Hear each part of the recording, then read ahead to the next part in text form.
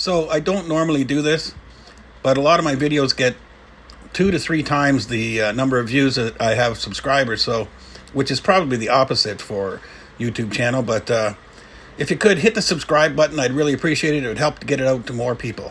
Some of these videos take an awful lot of time to put together, and I would appreciate if you would subscribe.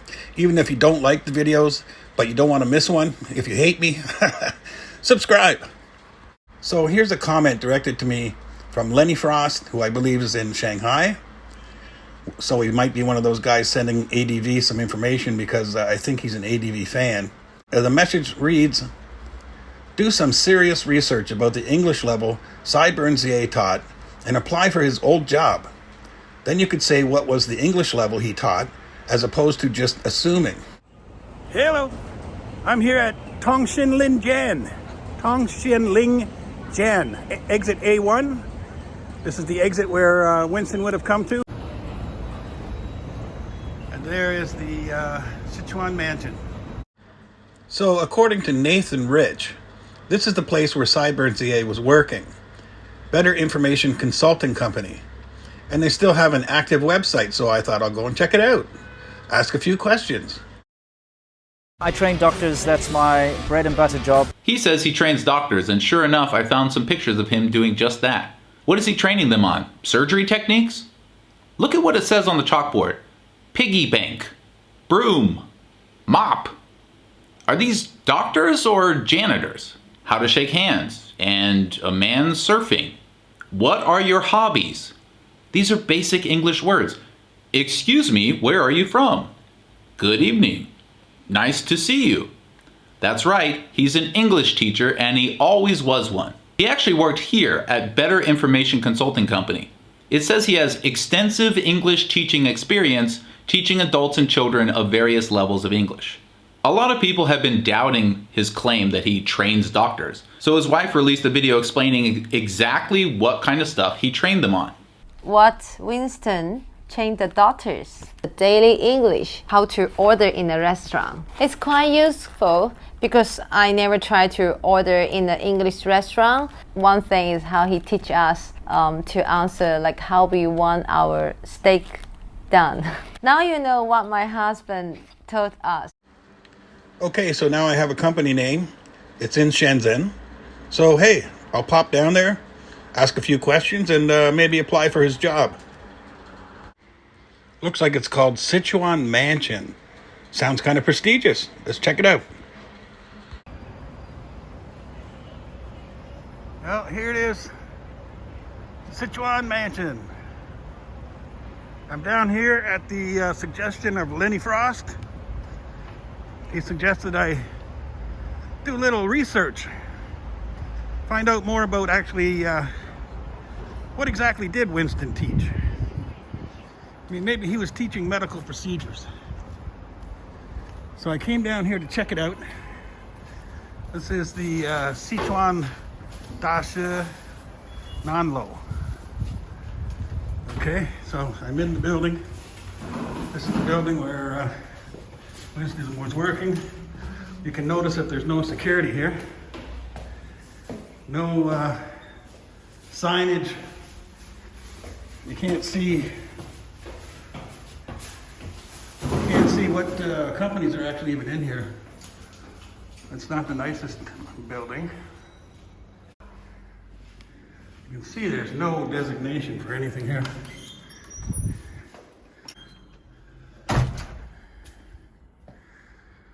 Okay, this is it's actually an entire building of classrooms. I've been through the building already. These are closed, obviously. All classrooms, that's all it is, whole building. Some of them are being used a little bit.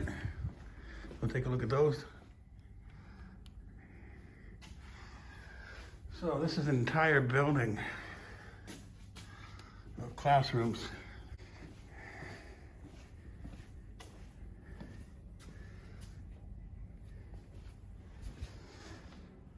The window's closed.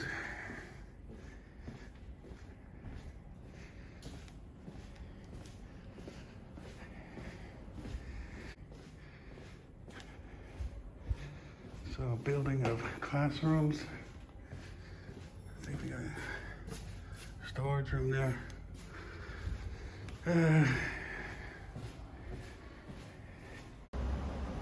So that's it, the Sichuan Dashi. So Winston worked. So since I didn't find them at the Sichuan mansion, I went to the local McDonald's to have lunch, and I found they have a working website. I called the hotline, which is here, which doesn't connect to anything.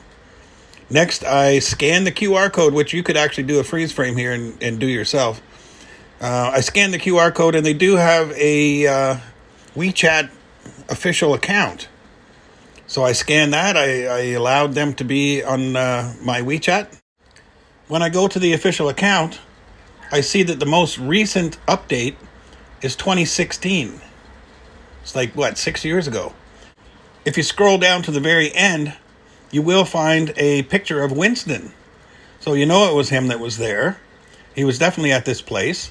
Okay, so what does it say about Winston? They only list actually 2 teachers, Winston and Jennifer Ann Colson. Jennifer Ann Colson, lady graduated from Monash University. So she actually has a university degree, I think. So anyway, what does it say about Winston? Come from the UK with more than 7 years of medical staff English training experience. Good at daily English teaching work.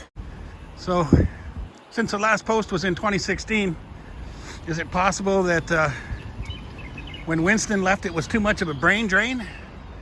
They couldn't keep going? That's it there, the little one. This is the ICBC, a bigger one here. Some nicer buildings in the area, but that one inside and out, it's a shithole. That's where he worked.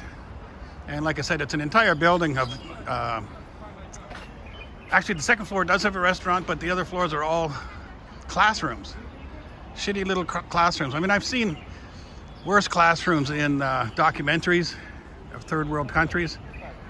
But like I said, because it's all classrooms, I'm guessing the doctors and the nurses and the janitors that he taught all came down here.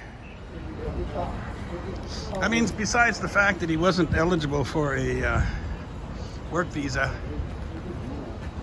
for a couple of reasons, no college degree, no English as a first language for his home country. Those are 2 disqualifiers. Later, when he stopped working and he started doing YouTube, YouTube is not allowed to send money into China. So what he would do is open up a bank account in Hong Kong, have the money deposited there, and what do you think the odds are that he reported that money in China? I ended up going to my bank. I have a Hong Kong bank account here, and even they were very suspicious. Why is someone who lives in the mainland coming here to send US dollars to America? They had to go ask their supervisor and see if it was okay, and it was really a pain in the ass. But mission accomplished. I got it done. The money's been sent, and I am now the proud owner of a 1993 C4 Corvette. There may be a case for tax evasion there, but I really don't know enough about the transaction. He probably had to go over, depending on each time that they seem to give you a different length of a business visa, 1 month, 2 months, or 3 months. He would have been back and forth to Hong Kong quite frequently, so he would have been able to access any money deposited by YouTube. So I got to say, I've been crossing the border for years, and I've used every different kind of method to cross the border. So that brings about another potential for visas in the US. Does he still have a Hong Kong account? I know his PayPal still goes to Hong Kong. And being that he's South African, like if you're American, you open an account in Hong Kong, they have to report it to the IRS. If you're a South African, I think if you live in the US, IRS will find out sooner or later, but you might be able to get away with it for a while. That's very risky. As I said the other day, if immigration decides you're not going, you have no time to prepare, you leave that day. Now in that case, if he was avoiding paying taxes currently, he wouldn't have to leave that day. He would have to leave the day that he gets out of jail. So I know some people think I'm obsessed with these guys. I'm not. Or some people might think I hate them. I have no feelings towards them. I don't hate them or like them. I've never met them. I'm just calling out bullshit. This is unrelated to the whole teaching thing, but I noticed 2 days ago that they put a new video out, and I have a few issues with it. I'm hoping that you won't mind I change the subject a little bit and get into the topics that they talked about. It's very odd that I saw this title for their video, Get Out, Foreigners Being Kicked Out of China. I happened to see that the same day that I saw stories on my phone about plane loads of new students coming to China. Okay, I lived in China for 14 plus years. You lived in China for 10 plus years. Yeah. We're both married to local people. We both had legitimate, proper, legal jobs where we paid tax. Yep. You know, we did everything by the books. Okay, this is the part of the video that I take the most issue with, and it is actually related to the teaching because of the statement that he makes. And I really don't understand why, since he's not in China, he just doesn't laugh it off like, I didn't pay any taxes. The only reason I could guess that he doesn't do that is that in earlier videos he said that he had a work visa. You know that when you're married to a local in China, you can't work on a spousal visa. You're not allowed to. You have to additionally get a work visa, which has a lot of all these different requirements, like I said, including the health test and stuff, which if you fail, you don't get. Sure.